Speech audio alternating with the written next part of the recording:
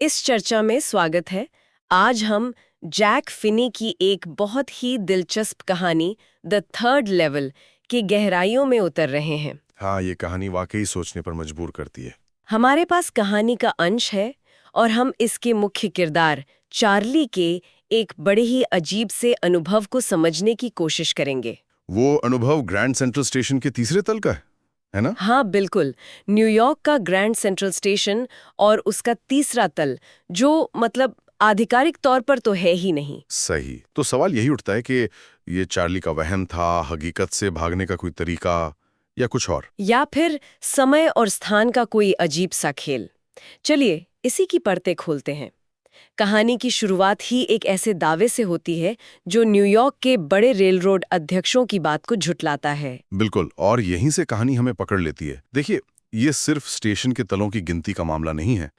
यह दावा असल में आधुनिक जीवन की उस बेचैनी, उस भाग दौड़ और शायद उससे कहीं दूर जाने की एक गहरी मानवीय इच्छा की तरफ इशारा करता है। हाँ, ये बहुत दिलचस्प नुक्ता है।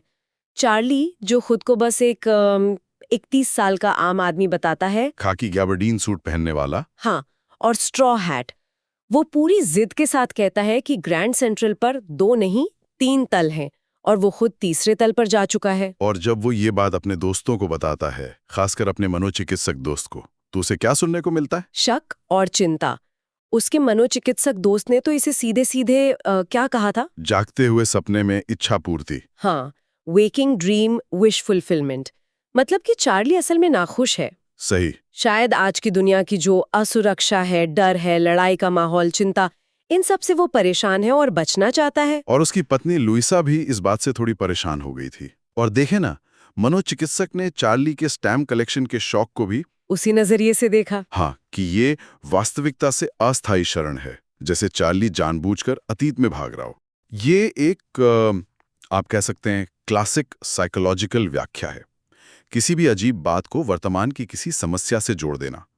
लेकिन चार्ली क्या कहता है इस पर? क्या वो मान लेता है? नहीं, चार्ली इससे बिल्कुल सहमत नहीं है। वो कहता है कि भाई मेरे दादाजी, उनके जमाने में तो सब शांत था, अच्छा था, उन्हें तो किसी शरण की जरूरत नहीं थी। हम्म। फिर भी ये स्टैम्प कलेक्शन तो उन्होंने ही शुरू किया था। और वो ये भी याद दिलाता है कि राष्ट्रपति रूजवेल्ट भी तो स्टैम्प इकट्ठा करते थे। अच्छा। तो क्या वो भी किसी चीज से भाग रहे थे?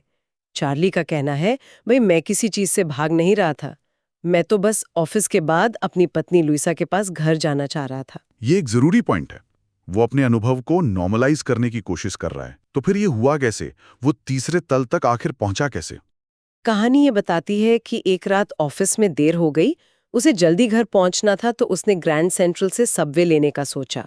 क्योंकि वो बस से तेज है। हाँ, वो वैंडरबिल्ट एवेन्यू से अंदर गया, पहली मंजिल पर, फिर नीचे दूसरी मंजिल पर जहां से लोकल ट्रेनें जाती हैं, और फिर सबवे की तरफ जाने वाले एक मेहराबदार दरवाजे में मुड़ा और बस वहीं खो गया। और देखिए, ग्रैंड सेंट्रल जैसी बड़ी जगह पर खो जाना कोई बहुत अनोखी बात नहीं है। चार्ली खुद भी ये सोचता है। हाँ, वो सोचता है कि ये स्टेशन एक पेड़ की तरह है जो नीचे ही नीचे नई जड़ें, मतलब नए गलियारे, नई सीढ़ियां फैलाता रहता है। ये मेटाफर कितना दिलचस्प है, जैसे स्टेशन खुद ही एक जिंदा चीज हो जिसके अपने राज हों। बिल्कुल, वो कहता है कि वो पहले भी कई बार ऐसे नए रास्तों पर पहुंच चुका था, लेकिन इस बार वो एक ऐसे गलियारे में मुड़ा जो बाएं तरफ जाकर नीचे जा रहा था। उसे लगा कि शायद ये गलत रास्ता है। हाँ, पर वो चलता गया। उसे सिर्फ अपने कदमों की आवाज आ रही थी, एकदम खाली। फिर अचानक उसे आगे से लोगों की हल्की बातें और खुली जगह जैसी गूंज सुनाई दी। और यहीं वो मोड़ आता है कहानी में। सुरंग तेजी से बाईं ओर मुड़ी, वो कुछ सीढ़ियां उतरा। हाँ, पहले उसे लगा शायद घूम फिरकर वापस दूसरी मंजिल पर आ गया है, लेकिन फिर उसने गौर किया, कमरा छोटा था, टिकट खिड़कियां कम थीं, ट्रेन गेट भी कम थे। अच्छा। और बीच में जो इन्फॉर्मेशन बूथ था वो लकड़ी का बना हुआ था, पुराना सा। बूथ में जो आदमी बैठा था उसने हरा आई शेड और स्लीव प्रोटेक्टर्स पहने थे। ये सब पुराने जमाने की चीजें हैं। बिल्कुल। और फिर उसने रोशनी पर ध्यान दिया। रोशनी कैसी थी? धुंधली सी, टिमटिमाती हुई, क्योंकि वो बिजली की नहीं थी, वो खुली लौ वाली गैस लाइट्स थी। ओह। और फर्श पर पीतल के पीकदान रखे थे। ये छोटी छोटी डिटेल्स मिलकर माहौल बना रही हैं कि ये सिर्फ एक अलग जगह नहीं, ये शायद एक अलग समय है। हाँ, और जैसे ही उसकी नजर स्टेशन पर मौजूद लोगों पर पड़ी, उसका शक यकीन में बदलने लगा। उनके पहनावे से? हाँ, लोग पुराने ढंग के कपड़े पहने थे, करीब 1890 के आसपास के। डर्बी हैट, छोटे लैपल वाले 4 बटन सूट, बड़ी बड़ी हैंडलबार मूछें, गालों पर लंबी कलम, मतलब साइड बर्न्स।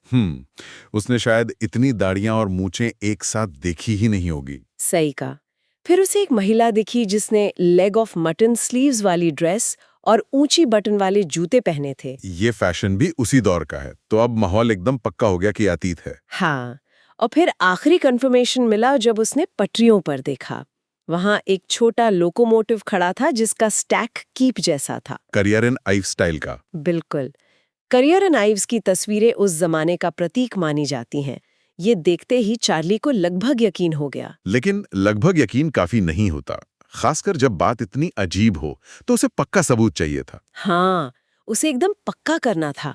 वो अखबार बेचने वाले एक लड़के के पास गया। उसके पैरों के पास अखबारों का ढेर था। चार्ली ने देखा अखबार का नाम था द वर्ल्ड। द वर्ल्ड, ये तो बहुत पुराना अखबार था जो सालों पहले बंद हो गया था। हाँ, और मुख्य खबर थी राष्ट्रपति क्लीवलैंड के बारे में। ये एक और बड़ा सुराग था। बाद में उसने लाइब्रेरी जाकर उस तारीख का द वर्ल्ड अखबार ढूंढा और उसे वही पहला पन्ना मिल गया। हाँ, बिल्कुल वही। तारीख थी 11 जून 1894। तो अब कोई शक नहीं बचा, वो समय में पीछे चला गया है 1894 में। ये एहसास कितना हैरान करने वाला रहा होगा। और रोमांचक भी। और तुरंत उसके दिमाग में आया कि यहाँ से, इस तीसरे तल से, वो और उसकी पत्नी लुइसा साल 1894 के अमेरिका में कहीं भी जा सकते हैं। और वो कहाँ जाना चाहता था? Galesburg, Illinois. हाँ, उसने फौरन 2 टिकट मांगे। गेल्सबर्ग ही क्यों, इसका भी जिक्र है कहानी में, है ना? हाँ, और बहुत खूबसूरत जिक्र है। गेल्सबर्ग चार्ली के लिए सिर्फ एक शहर नहीं, वो शांति, सुकून और एक सरल जीवन का प्रतीक है। वो 1894 के गेल्सबर्ग को कैसे याद करता है? वो याद करता है बड़े बड़े पुराने फ्रेम वाले घर, उनके सामने फैले लॉन, ऊंचे ऊंचे पेड़ जिनकी डालियां गलियों पर छत सी बना देती हैं। वहां गर्मियों की शामें लंबी और शांत होती थीं। लोग लॉन में बैठकर बातें करते, पुरुष सिगार पीते, औरतें पंखे झलती, और चारों तरफ जुगनुओं की रोशनी होती थी। एक ऐसी दुनिया जहां पहला विश्व युद्ध अभी 20 साल दूर था और दूसरा 40 साल।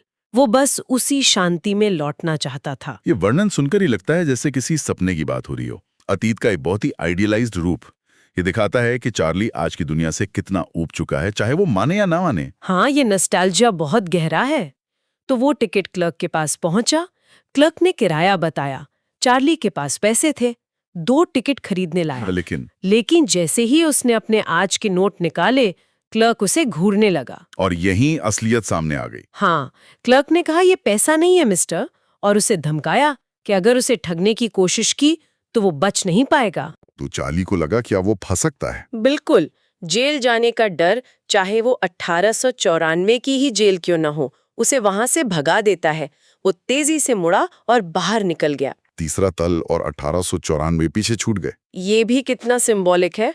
वो अतीत में पहुंच तो गया पर टिक नहीं पाया। हाँ, उसके आज के पैसों ने उसे वहां अजनबी बना दिया। क्या ये इशारा है कि अतीत में पूरी तरह लौटना मुमकिन नहीं? शायद। अगले दिन चार्ली ने एक और कोशिश की। लंच ब्रेक में बैंक गया, अपने लगभग सारे पैसे $300 निकाले और उससे पुराने जमाने की करेंसी खरीदी। हाँ, उसे प्रीमियम देना पड़ा। 300 के बदले $200 से भी कम मिले, पर उसे लगा ये महंगा नहीं, क्योंकि 1894 में तो अंडे भी बहुत सस्ते थे। उसका इरादा तो पक्का था। वो तैयार था, लेकिन क्या वो दोबारा उस रास्ते को ढूंढ पाया? नहीं, उसने बहुत कोशिश की, पर ग्रैंड सेंट्रल का वो गलियारा उसे फिर कभी नहीं मिला। और उसकी पत्नी लुइजा, वो तो चिंता कर रही होंगी। हाँ, लुइजा बहुत परेशान थी और नहीं चाहती थी कि वो और खोजे। तो कुछ समय बाद चार्ली ने हार मान ली, वापस अपने स्टैम्प कलेक्शन में लग गया, जैसे सब एक सपना था। कहानियां खत्म हो सकती थी, एक अजीब सा अनुभव जो याद बनकर रह गया। लेकिन फिनी यहाँ एक और मोड़ लाते हैं। चार्ली कहता है, पर अब हम दोनों ढूंढ रहे हैं हर वीकेंड, क्योंकि अब हमारे पास सबूत है कि तीसरा तल अभी भी वहीं है। सबूत? कैसा सबूत? सबूत ये कि उनका दोस्त सैम वीनर गायब हो गया है। सैम वीनर, मनोचिकित्सक वाला दोस्त? वही, कोई नहीं जानता कहाँ गया, पर चार्ली को शक है। सैम वैसे तो शहर में ही रहा था, पर चार्ली उसे अक्सर गेल्सबर्ग की बातें बताता था। जहाँ चार्ली स्कूल गया था। हाँ, और सैम हमेशा कहता था कि उसे वो शांत जगह बहुत पसंद है। तो चार्ली को यकीन होने लगता है कि सैम गेल्सबर्ग पहुंच गया है, साल 1894 के गेल्सबर्ग में। ये तो सिर्फ एक शक हुआ, इसका कोई ठोस आधार भी मिला क्या? मिला, और वो भी चार्ली तो अपने स्टैम्प कलेक्शन से ही। अच्छा, कैसे? एक रात वो अपने सबसे पुराने फर्स्ट डे कवर्स देख रहा था। फर्स्ट डे कवर मतलब जब कोई नया स्टैंप आता है तो कलेक्टर उसे लिफाफे पर लगाकर उसी दिन पोस्ट कर देते हैं ना? हाँ, ताकि पोस्ट ऑफिस की मुहर से तारीख पक्की हो जाए।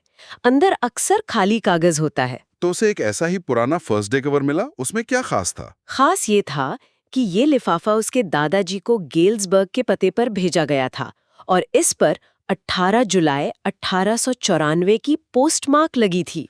1894 की? मतलब ये लिफाफा तब से कलेक्शन में था? हाँ, पर चार्ली को याद नहीं था। स्टैम्प भी पुराना था, 6 सेंट का, राष्ट्रपति गारफील्ड वाला। शायद दादाजी ने इसे बिना खोले रख दिया होगा, लेकिन उस रात चार्ली ने उसे खोला। और अंदर का कागज खाली नहीं था। ये है कहानी का सबसे बड़ा मोड़। हाँ, अंदर एक खत था। गेल्सबर्ग से 18 जुलाई 1894 को लिखा गया, और वो खत चार्ली के नाम था। चार्ली के नाम लिखा किसने था? सैम ने। सैम वीनर ने? वही दोस्त तो गायब था। क्या लिखा था उसने? सैम ने लिखा था, चार्ले, मुझे लगने लगा था कि तुम सही हो, फिर मुझे यकीन हो गया कि तुम सही हो। और चार्ले, ये सच है, मुझे तीसरा तल मिल गया। मैं यहाँ 2 हफ्तों से हूँ। ओह, अभी सड़क पर दिल्ली के यहाँ कोई पियानो बजा रहा है, और सब बरामदे में बैठकर सीइंग नेली होम गा रहे हैं। मुझे लेमोनेड पीने के लिए बुलाया गया है। चार्ले और लुइसा, तुम भी वापस आ जाओ, तीसरे तल को ढूंढते रहो। यकीन मानो, ये वाकई बहुत वर्थवाइल है। और नीचे सैम के दस्तखत थे। ये तो कमाल है। एक खत जो अतीत से आया है और चार्ली के अनुभव को सच साबित कर रहा है या कर रहा है। ये तो कहानी को और उलझा देता है। और बात यहीं खत्म नहीं हुई।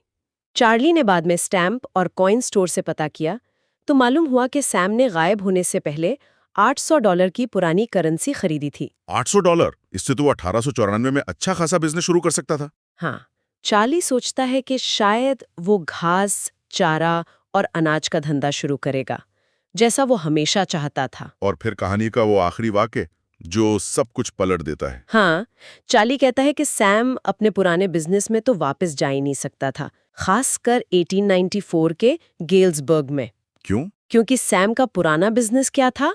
वो चार्ली का मनोचिकित्सक था। बिल्कुल, यह है ना कहानी का असली ट्विस्ट।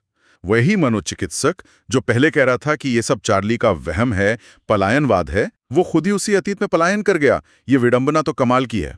तो अब सवाल ये उठता है कि क्या सैम का खत वाकई अतीत से आया? क्या ये तीसरे तल का सबूत है? या फिर ये खत भी चार्ली की किसी गहरी इच्छा या भ्रम का हिस्सा है? हो सकता है सैम सच में कहीं और गायब हुआ हो और चार्ली ने अनजाने में ये खत खुद ही ढूंढ लिया हो अपने यकीन को पक्का करने के लिए। या ये भी तो हो सकता है कि तीसरा तल सच में है, समय में यात्रा का एक दरवाजा, जिसे पहले चार्ली ने खोला और फिर सैम ने। जैक फिनी हमें कोई सीधा जवाब नहीं देते। बिल्कुल, वो पाठक को इसी उलझन में छोड़ देते हैं। ये कहानी समय और स्थान के रहस्यों को बड़े खूबसूरत ढंग से छूती है। ग्रैंड सेंट्रल सिर्फ एक स्टेशन नहीं रहता, वो संभावनाओं का एक पोर्टल बन जाता है। और गेल्सबर्ग का वो खूबसूरत वर्णन, वो हमारी उस इच्छा को दिखाता है कि कभी-कभी इस भागदौड़ से दूर किसी शांत सरल दुनिया में चले जाएं। और मनोचिकित्सक का खुद वहां चले जाना, ये क्या कहता है? क्या ये कि आधुनिक जीवन का दबाव इतना ज्यादा है कि जो दूसरों का इलाज कर रहा है वो खुद भी उससे बचना चाहता है? या ये कि हकीकत उतनी ठोस है ही नहीं जितनी हम समझते हैं। हाँ, ये कहानी हकीकत और कल्पना, असलियत और सपने के बीच की उस धुंधली सी लकीर पर खड़ी है। क्या चार्ली और सैम ने वाकई समय यात्रा की, या उन्होंने अपने मन में ही एक ऐसी दुनिया बना ली जिसमें वो जीना चाहते थे? और खुद हकीकत की प्रकृति, चार्ली का अनुभव, मनोचिकित्सक का उसे वहम बताना, और फिर उसी मनोचिकित्सक का उसी अतीत में चले जाना, ये सब कई सवाल छोड़ जाते हैं। और शायद यही इस कहानी की सबसे बड़ी खूबी है। यह हमें अंत में कुछ सोचने के लिए दे जाती है। श्रोताओं के लिए एक अंतिम विचार छोड़ते हैं। क्या यह मुमकिन है कि कुछ जगहें वाकई अपने अंदर समय की अलग अलग परतें छुपाए रखती हैं? या फिर क्या हमारी इच्छाएं और हमारे डर इतने ताकतवर हो सकते हैं कि वो हमारी अपनी निजी हकीकतें बना सकें? इस पर ज़रूर सोचिएगा।